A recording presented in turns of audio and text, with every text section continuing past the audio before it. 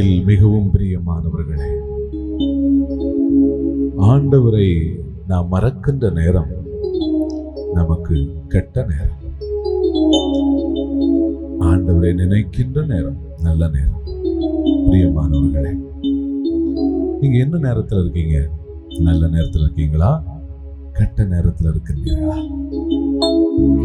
உடைய நினைவுகளிலே, சிந்தனைகளிலே எப்பொழுதும் தெய்வம் இருக்கும்போது எல்லா நேரமும் நல்ல நேரமே. உங்க வாழ்க்கையில நல்ல நேரம் ஆரம்பிக்கணுமா? நலமான காரியங்கள் உங்களுடைய வாழ்க்கையில ஆரம்பிக்கணுமா? இயேசுவை நினைங்க. உடைய உள்ளத்துல அப்பாவை நினைங்க, ஏசப்பாவை நினைங்க. ஆண்டவரிடத்துல திரும்பி வாங்க. திரும்பி வா மகனே, மகளே, சகோதரா, சகோதரி, நீ திரும்பி வா. இயேசுவிடம் வா. அவர் உன்னை வாழ வைக்க காத்திருக்கிறார். எல்லாவற்றையும் இழந்து இருக்கியா? உன்னுடைய முன்னைய நன்னிலைக்கு கொண்டு வருகிற தெய்வம் நம்மோடு இருக்கிறார். அவருக்கு லேசான காரியம். திரும்பி வா. உன் பாவத்திலிருந்து திரும்பி வா. மனம் வருந்து மன்னிப்பு கேள். வா, இயேசுவண்டை வா.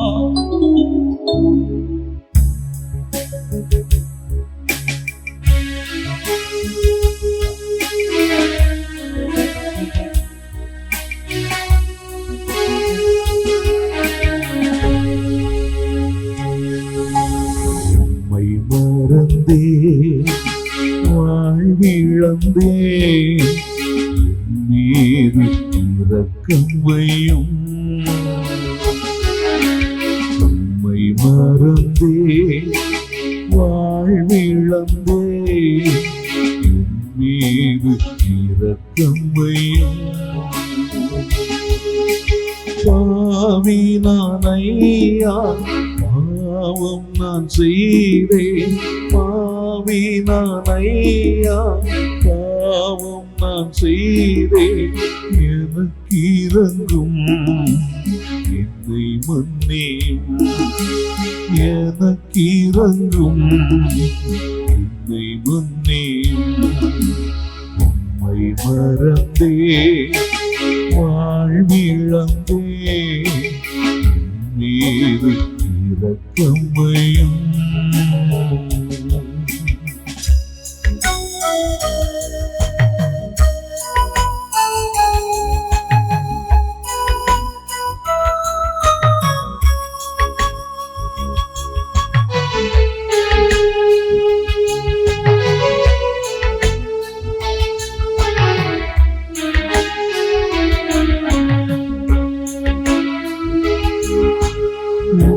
அன்பை மறந்து அருளினை துறந்து இருளிலே நான் வாழ்ந்தேன்.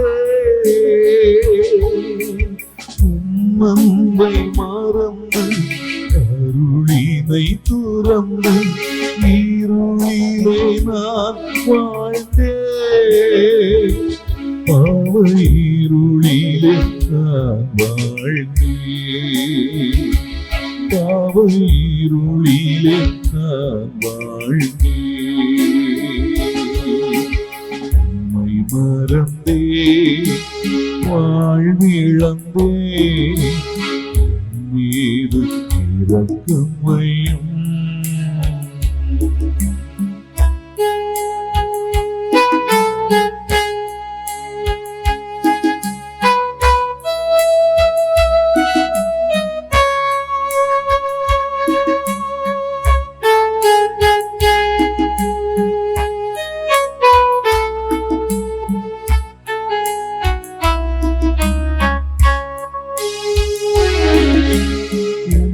உறவை மறந்து உலகினில் தினமும் பாவியாய் நான் திரிந்தேன்.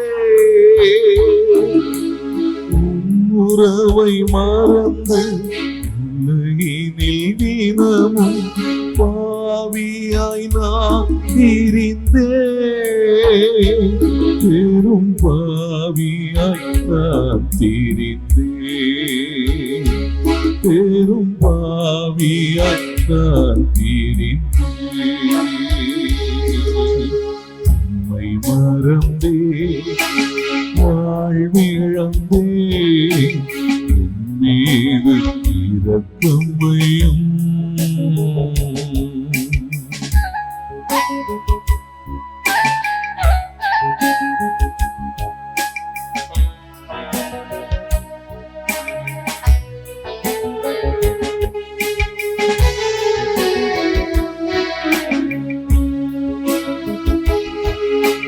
கல்வாரி மலையில் எனக்காக நீ செய்த தியாகத்தை நான் மறந்தேன். கல்வாரி மலையில் எனக்காக நீ செய்த தியாகத்தை நான் மறந்தேன். உம் தியாகத்தை நான் மறந்தேன். உம் தியாகத்தை நான் மறந்தேன். உம்மை மறந்தேன் வாழ்விழந்தேன் என் மீது இரக்கம் வையும்.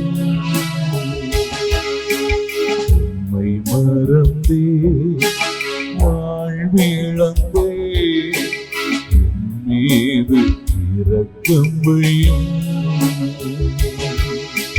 பாவி நான் ஐயா, பாவம் நான் செய்தேன். பாவி நான் ஐயா, பாவம் நான் செய்தேன். எனக்கு இறங்கும் என்னை மன்னி, எனக்கு இறங்கும் என்னை மன்னி. உம்மை மறந்தே வாழ்விழந்தேன் மீது இரக்கம் வையும். இசையா இசையா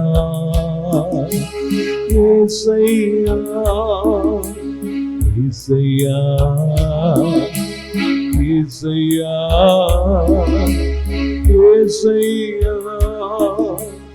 இசையா இசையா.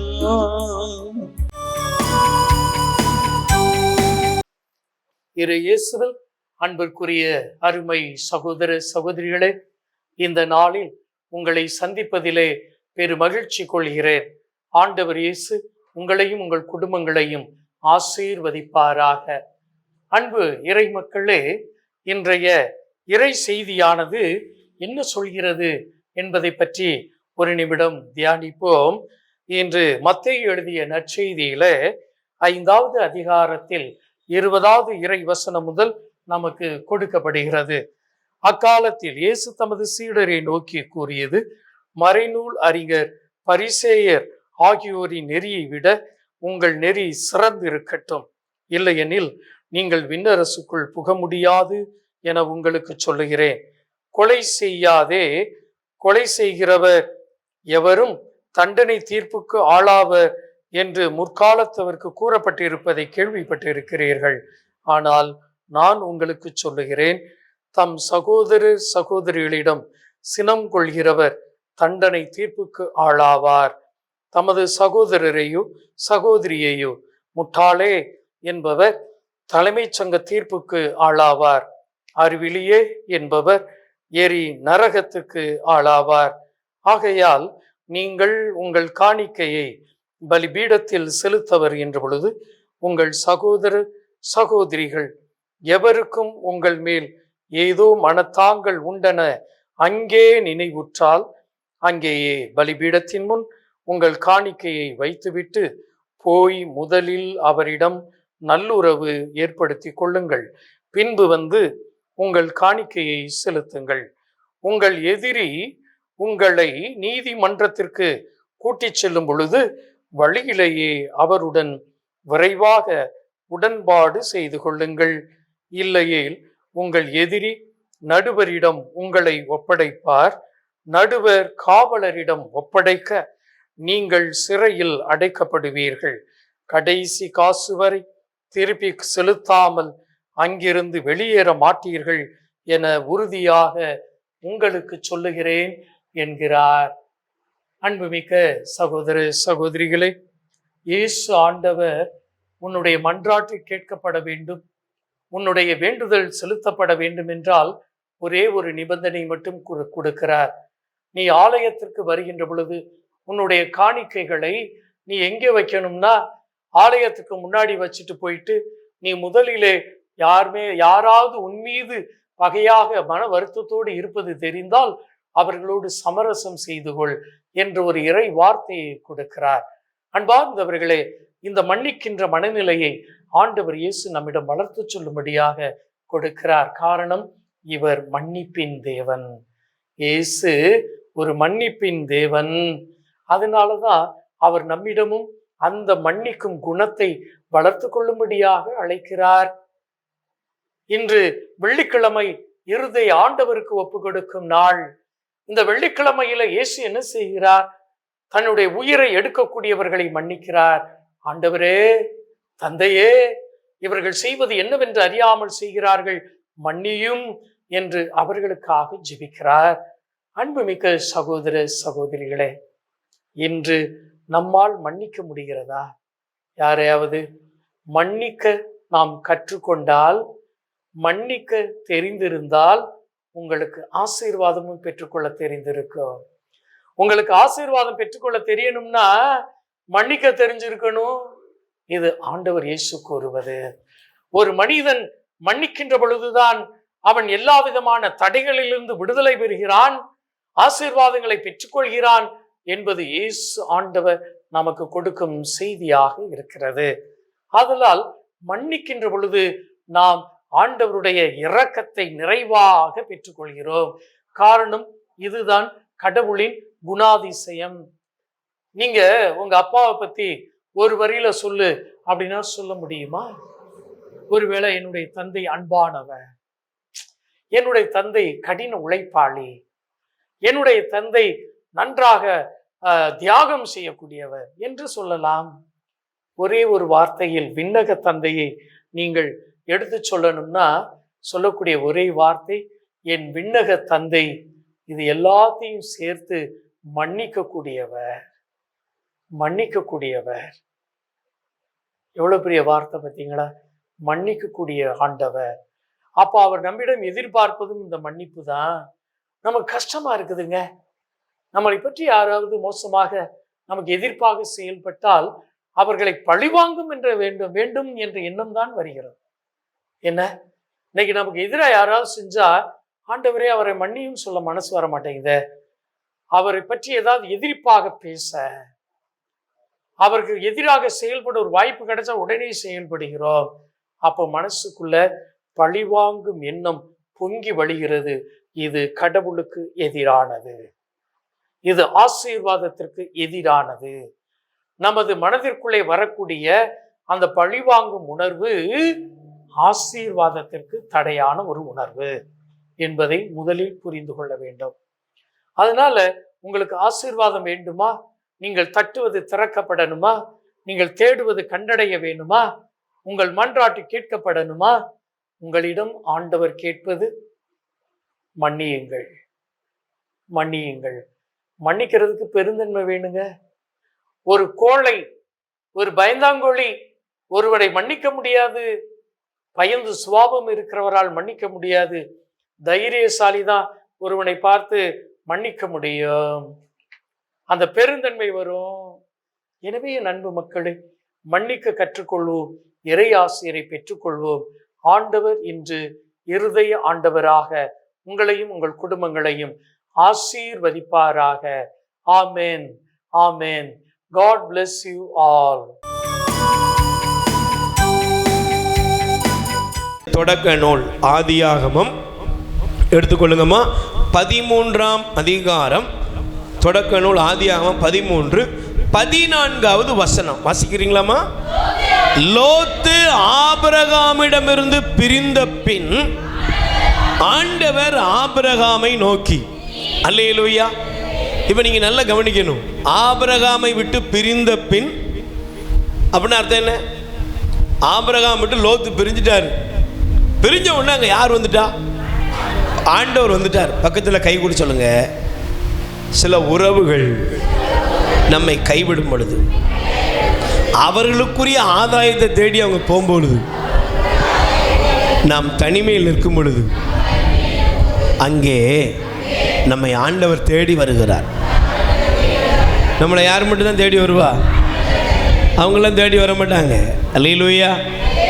சொந்தமும் இல்லை, பந்தமும் இல்லை. அல்லேலூயா. இந்த உலகத்தில் நீங்க எந்த இடத்த பாருங்க, கைவிடப்பட்ட அந்த இடத்தில் ஆபிரகாம் பிரிந்து சென்ற பின் அப்படின்னு பைபிள் போட்டிருக்கு. அப்படின்னா அப்ப பிரிந்து சென்ற பின் ஆண்டவர் ஆபிரகாமை தேடி வந்தார்னா ஆபிரகாம் எப்படி இருந்திருப்பாரு? சொல்லுங்க, எப்படி இருந்திருப்பாரு? கண்டிப்பா மனவேதனையில இருந்திருப்பார், சஞ்சலத்தில் இருந்திருப்பார். கேள்வி இருந்திருக்கு, என்னப்பா டக்குன்னு சொன்ன உடனே அந்த பையன் புறப்பட்டு போயிட்டானே அப்படின்னு இருந்திருப்பார். Price the Lord. ஆனா அதுல என்ன தெரியுமா இருக்கு? தேவன் ஆபிரகாமை நோக்கி, நீ இருக்கும் இடத்திலிருந்து உன் கண்களை உயர்த்து. அல்லேலூயா. பக்கத்தில் கை கொடுத்து சொல்லுங்க. நெருக்கமானவங்க, நம்பிக்கைக்குரியவர்களா இருந்தவங்க, நாம் நம்பி இருந்தவங்க, நாம் அன்பு செய்தவங்க, நம்மளை விட்டு பிரியும் போது நம்ம கண்கள் கீழே தான் பார்க்கும். மேலே பார்க்குமா கீழே பார்க்குமா? சொல்லுங்க. சொந்தம் என்று சொல்லிக்கொள்ள நம்ம வாழ்க்கையில நாம் அன்பு செய்தவர்கள், நாம் நம்பினவர்கள், அவர்கள் தேவைக்காக நம்மை விட்டு பிரிஞ்சிருவாங்க. அப்ப என்ன ஆயிரும்னா, நம்ம கண்கள், நான் திரும்ப சொல்றேன், ஒரு பெரிய எதிர்நோக்கை நம்முடைய கண்கள் வைக்கவே வைக்காது. Praise the Lord. அல்லேலூயா.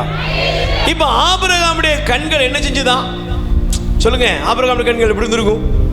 அப்படியே சோர்வடைந்து சுத்தி வர அப்படியே மெல்ல அப்படியே பார்த்துட்டு, எங்க போக போறோம்னு தெரியலையே, என்ன பண்ண போறோம்னு சொல்லுங்க, என்ன பண்ண போறோம்னு தெரியலையே, அப்படிதான் அவர் இருந்திருப்பார். Price the Lord. பக்கத்தில் கை கூடி சொல்லுங்க, நீங்க இன்னைக்கு எப்படி வந்திருந்தாலும் ஆண்டவர் உங்களை தேடி வருகிறார். எத்தனை பேர் நம்புறீங்க? அல்லேலூயா. இன்னைக்கு நீங்க எப்படி வந்திருந்தாலும் யார் உங்களை தேடி வர்றா? ஆண்டவர் உங்களை தேடி வருகிறார். Price the Lord. இப்ப ஆண்டவர் ஆபிரகாம் பார்த்து சொன்னார், உன் கண்களை முதல்ல உயர்த்து. பக்கத்தில் கை குடிச்சிடுங்க. உங்க கண்களை முதல்ல உயர்த்துங்க. என்ன செய்யுமா தங்கச்சி? உன் கண்ணை என்ன செய்ய? அக்கா, உன் கண்ணை என்ன செய்ய? உன் மகன்தான் வாழ்க்கை, உன் மகாதான் வாழ்க்கை, உன் நண்பர்கள் தான் வாழ்க்கை, இல்லைன்னா இவங்க தான் வாழ்க்கை, இவங்க இல்லைன்னா என்ன செய்வேன், இப்படி எல்லாம் நீ நினச்சிக்கிட்டே இப்படி இருந்த பத்தியா? இதனுடைய விளைவு என்னன்னா, நீ அப்படியே ஜடம் போல கிடக்கிற. Praise the Lord. முக்கிலேயே முடங்கிட்ட. அல்லேலூயா. ஆனா ஆண்டவர் சொல்றாரு, இல்லப்பா, உன் கண்களை எழுந்து படிமா. ஆண்டவர் சொல்றாரு, பாருப்பா, நீ இருக்கும் இடத்திலிருந்து உன் கண்களை உயர்த்தி வடக்கே, தெற்கே, கிழக்கே, மேற்கே பார். அல்லேலூயா. பக்கத்தில் கை கூடி சொல்லுங்க, யார் உங்களை விட்டு பிரிஞ்சு போனாலும், யார் கைவிட்டாலும், யார் மறந்தாலும், தெய்வம் நம்மோடு இருக்கிறார். கண்களை உயர்த்துங்க. உங்க பார்வை உங்களுக்கு முன்பாக தேவன் வைத்திருக்கிற நன்மைகளை நோக்கி இருக்கட்டும், ஆசீர்வாதங்களை நோக்கி இருக்கட்டும். அவர் உங்களுக்குன்னு வைத்திருக்கிற அந்த நன்மைத்தனத்தை பாருங்கள். அல்லேலூயா. நீ அப்படியே குண்டு சட்டிக்குள்ள என்ன செய்யற? குதிரை ஓட்டுறோம் சொல்லும்ல, அப்படியே ஒரு சின்ன வட்டத்துக்குள்ள இருக்கிற. ஆண்டவர் சொல்றாரு, இந்த வட்டம் இல்லாம வாழ்க்கை, இதை தாண்டி உனக்கென்று நான் ஆசீர்வாதத்தின் எல்லைகளை வைத்திருக்கிறேன். அல்லேலூயா. சகோதரியே, சகோதரனே, தெய்வம் உங்களுக்கும் எனக்கும் ஆசீர்வாதத்தின் எல்லைகளை வைத்திருக்கிறார். ஆமென். அல்லேலூயா. ஆண்டவர் எனக்கும் உங்களுக்கு என்னமா வச்சிருக்கிறாரு? ஒரு ஆசீர்வாதத்தோட எல்லையை வைத்திருக்கார். நீ என்ன கிடக்கிற? அப்படியே கிடக்கிற. ஒரு கோழி தன்னுடைய குஞ்சுகளை அடை காத்தது. அதுல சில விஞ்ஞானிகள் என்ன பண்ணாங்களாம், கொஞ்சம் ஒரு கழுகினுடைய முட்டையும் கொண்டு போய் அதில் வச்சாங்களாம். இப்போ கழுகுடைய முட்டையும் கோழியுடைய முட்டைகளும் எல்லாம் குஞ்சு பொரித்தது. இப்போ கோழி குஞ்சோடு சேர்ந்து கழுகு குஞ்சும் வளர்கிறது. Price the Lord. ஆனால் இந்த கழுகு குஞ்சும் கோழி குஞ்சோடு சேர்ந்து வளர வளர அது என்ன செஞ்சது, அப்படியே கோழி குஞ்சுகள் என்ன செய்யும், அப்படியே அந்த புழு பூச்சி இதே என்ன செய்யும், டச் பண்ணிகிட்டே போகும். Price the Lord. இதே போல அது இருந்துதான். ஒரு நாள் இந்த கழுகு குஞ்சானது தன்னுடைய கண்களை உயர்த்தி பார்க்க ஆரம்பிச்சுதான். அல்லேலூயா. தனக்கு மேலாக ஏதோ வித்தியாசமாக பறக்கிறது. Price the Lord. இப்போ அதனுடைய ரெக்கைகளை அது உயர்த்தி பார்த்ததான். அல்லேலூயா. சொல்லுங்க அல்லேலூயா. அப்பதான் அதுக்கு தெரிஞ்சுதான் இந்த கோழி குஞ்சுகள் வேற, நான் வேற. Price the Lord. சில நேரங்கள் அப்படியே புழு பூச்சியே பார்த்து மடிஞ்சு போற ஜனங்களை போல நானும் மடிய வேண்டிய அவசியம் இல்லை. ஏதோ வந்தோம் போனோம் சாப்பிட்டோம் எடுத்தோம் தலையெழுத்து அப்படியே பேசி புலம்பி சாகிற ஒரு கூட்டம் இது எல்லா மனுஷன்லையும் இருக்குது. நானும் அதே கூட்டத்தில் தான் இருக்கிறேன். ஆனால் எனக்கு ஒரு டிஃப்ரெண்ட் இருக்கு. என்ன தெரியுமா? என் தேவன் என்னுடைய வாழ்க்கையில் அவர் மாற்றத்தை தரக்கூடியவர். ஆமென். அல்லேலூயா. இந்த கழுகு குஞ்சானது தன் ரெக்கைகளை உயர்த்தியது. அது நான் இந்த சூழ்நிலையிலே இந்த இடத்தில் இருக்க வேண்டியவன் அல்ல என்பதை அது உறுதி செய்து அது மேலே பறக்கிறதை போல தானும் பறக்க ஆசைப்பட்ட பொழுது அதனுடைய ரெக்கைகள் விரிந்தது, அது உயரே பறந்தது, அது வெற்றியை நோக்கி பயணித்தது. கை தட்டுங்கப்பா. இன்னைக்கு உங்கள் வாழ்க்கையில் நீங்கள் தயவு செய்து எடுக்கணும். ஒருவேளை நீங்கள் அடைபட்ட ஒரு வாழ்க்கையில் இருக்கலாம், ஒருவேளை பலவீனமான வாழ்க்கையில் இருக்கலாம், ஒருவேளை கலங்கி தவிக்கிற வாழ்க்கையில் இருக்கலாம், ஒருவேளை எல்லாரும் நம்ம வைத்து நம்மளை கழுத்தை அறுத்துட்டாங்களே, இதுக்கு மேலே ஒன்றும் பண்ண முடியாத அப்படிங்கிற நிலைமையில நீ வந்திருக்கலாம். நீ எந்த அடிமட்டமாக இருக்கலாம், ஜீரோவாக இருக்கலாம். ஆனால் இயேசுவின் நாமத்தில் சொல்கிறேன், ஜீரோவான உன்னை ஹீரோவாக்குற தெய்வம் உன்னோடு இருக்கிறார். அல்லேலூயா. இந்த உலகத்தில் எப்பேற்பட்ட மனிதன் எந்த தள்ளப்பட்ட சூழ்நிலையாக இருந்தாலும் அந்த இடத்திலே அவனை உயர்த்துவதற்கு இயேசு இருக்கிறார்.